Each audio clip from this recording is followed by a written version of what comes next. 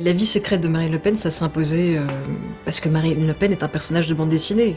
Il y a des hommes et des femmes politiques comme ça qui sont un cadeau pour des dessinateurs. Ouais. Tu t'es régalé? Alors faux cadeau parce qu'elle n'est pas si facile à dessiner que ça. Elle est entourée de trognes assez patibulaires entre le grotesque et le ridicule.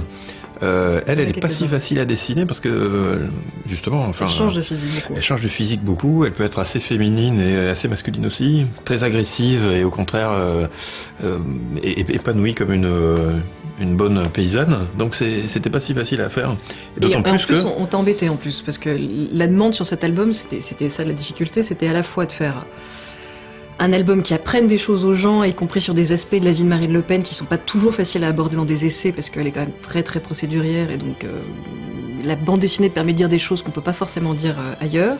Et en même temps, il y avait une exigence que tu as parfaitement remplie vraiment, c'était d'avoir un trait qui soit pas respectueux mais qui soit classe, on va dire. Pas faire une Marine Le Pen hargneuse, horrible.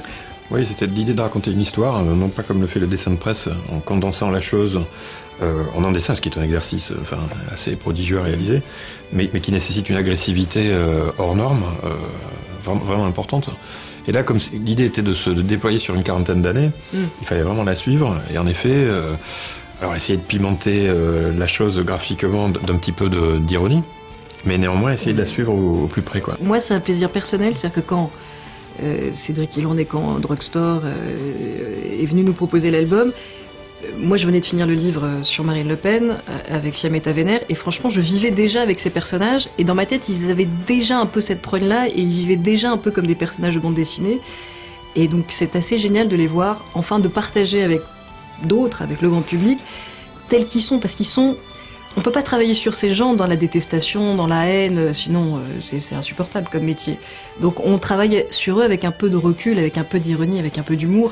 Et sincèrement, il y a une part comique chez les membres du Front National qui est inouïe. C'est un potentiel qui n'était pas exploité jusqu'à présent. Je pense que cet aspect comique d'un comique français assez années 50, ça permet d'avoir une autre...